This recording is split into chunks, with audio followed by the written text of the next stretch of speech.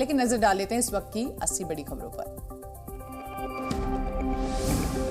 राजस्थान की 199 विधानसभा सीट्स पर मतदान जारी। 1862 उम्मीदवारों की किस्मत का होगा फैसला। 5.25 करोड़ से अधिक मतदाता करेंगे मतदान। सुबह 7 बजे से शाम 6 बजे तक होगा मतदान। राज्य में 51,507 मतदान केंद्र बनाए गए। 22 लाख युवा पहली बार डालेंगे वोट। बीजेपी ने लाल डायरी, पेपर लीक और परिवारवाद जैसे मुद्दों को लेकर सरकार पर बोला हमला। कांग्रेस ने काम के दम पर चुनाव जीतने का दावा किया है।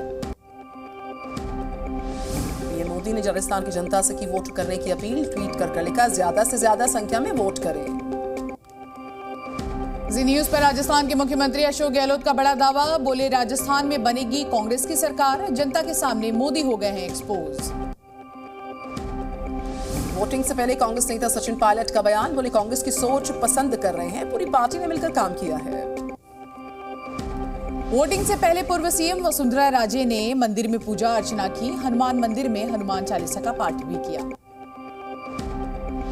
बीजेपी सांसद राज्यवर्धन सिंह राठौर ने मतदान किया। कुछ ही देर में सीएम गहलोत करेंगे वोट। राजस्थान के रण में दांव पर दिग्गजों की साख। सीएम गहलोत, कांग्रेस प्रदेश अध्यक्ष समेत और कई नेता मैदान में उतरे हैं।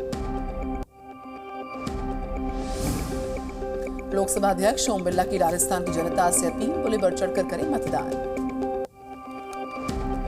राजस्थान चुनाव में दांव पर बीजेपी नेताओं की साख। पूर्व मुख्यमंत्री वसुंधरा राजे सिंधिया, राजेंद्र राठौड़ समेत किरोड़ी लाल मीणा भी मैदान में। राजस्थान में मतदान को लेकर लोगों में दिख रहा उत्साह। बूथ के बाहर लगी लंबी लंबी कतार। बीजेपी ने 6 सांसदों और 1 राज्यसभा सदस्य सहित 59 मौजूदा विधायकों को दिया है टिकट। कांग्रेस ने 97 एमएलएज को मैदान में उतारा। राजस्थान के तारानगर में पैसा और शराब बांटने को लेकर हुआ विवाद। बीजेपी और कांग्रेस के कार्यकर्ताओं में जमकर मारपीट। बीजेपी प्रत्याशी राजेंद्र राठौड़ पर लगे आरोप। कांग्रेस अध्यक्ष मल्लिकार्जुन खड़गे ने राजस्थान की जनता से मतदान करने की अपील की। ट्वीट कर लिखा, मतदान कर सामाजिक सुरक्षा को चुनें। कोलायत से कांग्रेस प्रत्याशी भंवर सिंह भाटी पर एफआईआर दर्ज हुई। घर में घुसकर मारपीट करने के आरोप लगे। चुनाव की तैयारी पर मुख्य चुनाव अधिकारी प्रवीण गुप्ता का बयान। बोले संवेदनशील बूथों पर की जाएगी वीडियोग्राफी। राजस्थान में मतदान को लेकर सुरक्षा व्यवस्था के कड़े इंतजाम। 1,70,000 से ज्यादा सुरक्षाकर्मी संभालेंगे मोर्चा। भीलवाड़ा के गुलाबपुरा गांव में ग्रामीणों ने मतदान का किया बहिष्कार। प्रदूषण से परेशान होकर चौराहे पर लगाए मतदान बहिष्कार के पोस्टर्स। तेलंगाना दौरे पर पीएम मोदी कामारेड्डी और महेश्वरम में करेंगे जनसभा। आज हैदराबाद में अमित शाह करेंगे प्रेस कॉन्फ्रेंस। कोल्हापुर संगारेड्डी में जनसभा। शाम 5 बजे खैरताबाद में भी भरेंगे हुंकार। बीजेपी अध्यक्ष जेपी नड्डा हुजूर नगर में करेंगे चुनावी जनसभा। शाम 6 बजे निकालेंगे भव्य रोड शो। तेलंगाना दौरे पर उत्तर प्रदेश के मुख्यमंत्री योगी आदित्यनाथ बीजेपी प्रत्याशियों के समर्थन में करेंगे चुनाव प्रचार। तेलंगाना में कांग्रेस प्रत्याशियों के समर्थन में प्रियंका गांधी 2 नुक्कड़ जनसभाओं को करेंगी संबोधित। पलेर में निकालेंगी रोड शो। तेलंगाना के रण में अमित शाह उतरे हैं। हैदराबाद के बाद अब अंबरपेट में रोड शो किया। कांग्रेस और केसीआर को जमकर घेरा। उत्तरकाशी में मजदूरों के रेस्क्यू का 14वां दिन आज है। अभी भी 10 मीटर की ड्रिलिंग बाकी। उत्तरकाशी में मंजिल बस 10 मीटर बाकी। ऑगर मशीन में फिर खराबी आने पर मैनुअल ड्रिलिंग पर हो सकता है विचार। मजदूरों के इलाज के लिए ऋषिकेश एम्स में पूरी तैयारी। डॉक्टर्स की 4 टीम्स का गठन। सुरंग के अंदर पहुंचे CM Pushkar Singh Dhami. Rescue operation के बारे में मिली पूरी जानकारी। रेस्क्यू ऑपरेशन पर केंद्र सरकार की निगाहें। पीएम मोदी लगातार सीएम धामी से कर रहे हैं बातचीत। टनल से मजदूरों को निकालने का काम हुआ और तेज। एनडीआरएफ ने किया रेस्क्यू का अभ्यास। कतर में कैद 8 भारतीयों की रिहाई की उम्मीद बढ़ गई है। सजा के खिलाफ पुनर्विचार याचिका स्वीकार। 30 नवंबर को होगी सुनवाई।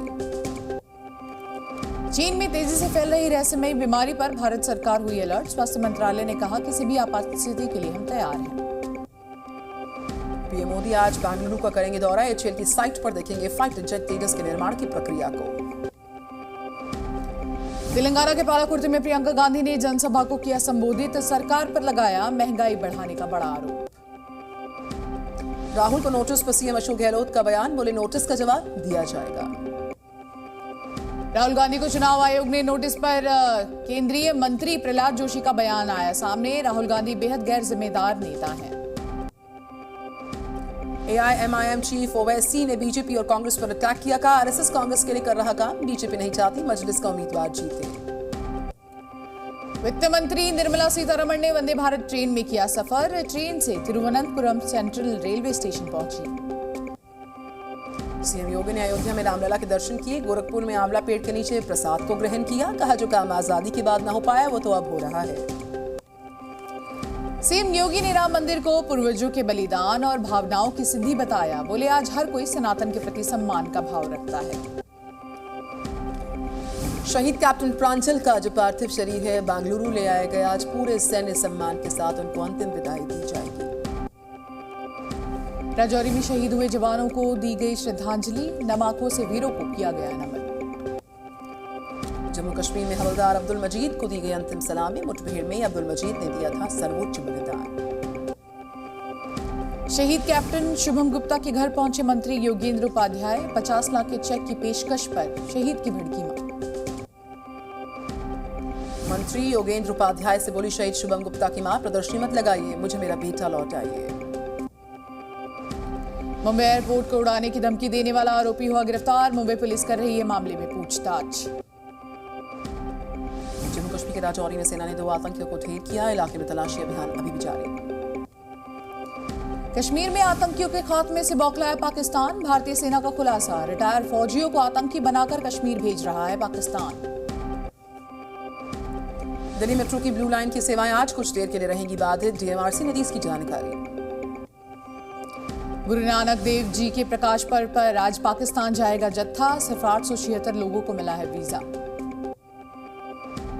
दिल्ली में अचानक दीवार गिरने से 2 मासूम बच्चों की हुई मौत, एक बच्ची जख्मी हो गई है। आज साधु टीएल वासवानी की जयंती पर यूपी में बंद रहेंगी मीट की दुकानें, योगी सरकार ने लिया फैसला, महावीर जयंती बुद्ध जयंती पर भी बंद रहेंगी दुकानें। अयोध्या में आंगनबाड़ी केंद्रों में मील योजना का शुभारंभ, मुख्यमंत्री योगी आदित्यनाथ ने इसका उद्घाटन किया। गर्म भोजन योजना की शुरुआत के बाद सीएम योगी ने बच्चों को खुद खिलाया खाना, बच्चे को खिलौने भी तोहफे के तौर पर दिए। आज बिहार के डेप्यूटी सीएम तेजस्वी यादव करेंगे सोनपुर मेले का उद्घाटन, मेले में भीड़ को लेकर सुरक्षा की चाक चौबंद व्यवस्था। मध्य प्रदेश में 100% मतदान वाले गांव धूपखड़ा में महोत्सव का आयोजन, प्रशासन ने मतदाताओं का किया सम्मान। शिवसेना उद्धव गुट के विधायक आदित्य ठाकरे जल्द करेंगे मथुरा का दौरा, 26 से 27 नवंबर को जा सकते हैं अयोध्या। कानपुर के अशोक में धीरेन्द्र कृष्ण शास्त्री का लगा दरबार, हजारों की तादाद में उमड़े श्रद्धालु। एनसीईआरटी की सिफारिश पर बोले एसपी सांसद शफीकुर रहमान बर्ग, दुनिया में कुरान से बड़ी कोई किताब ही नहीं है। जम्मू में ठंड बढ़ने की वजह से लोगों की बड़ी मुश्किलें, कोहरे से वाहनों की रोकी रफ्तार। परिवहन निगम ने एसी बसों का किराया 10% कम किया, 16 दिसंबर से 28 फरवरी तक कम रहेगा किराया। एनसीईआरटी की सिफारिश पर बोले एसपी सांसद शफीकुर रहमान बर्ग, दुनिया में कुरान से बड़ी तो कोई किताब ही नहीं है। हाथरस में शॉर्ट सर्किट से चलती कार में लगी भीषण आग, फायर ब्रिगेड ने आग पर काबू पाया। हमास ने इस बीच 13 इजरायली बंधकों को छोड़ा, थाईलैंड की 11 बंधकों की भी रिहाई। इजरायली बंधकों की रिहाई पर लोगों ने जाहिर की खुशी, टेल अवीव में म्यूजियम पर प्रदर्शित की गई रहा बंधकों की तस्वीरें।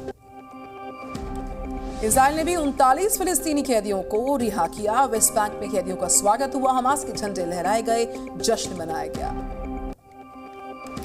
फिलिस्तीनी कैदियों ने जाहिर की अपनी आपबीती, जेल में भूख प्यास से तड़प रहे थे कैदी, हालातों को बताया विनाशकारी।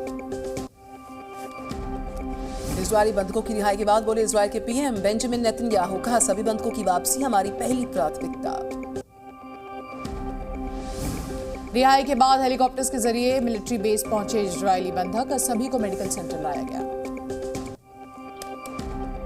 इजरायल हमास वॉर में संघर्ष विराम के बीच कई जगह पर प्रदर्शन, यमन की राजधानी सना में फिलिस्तीन के समर्थन में लोगों ने दिखाई एकजुटता।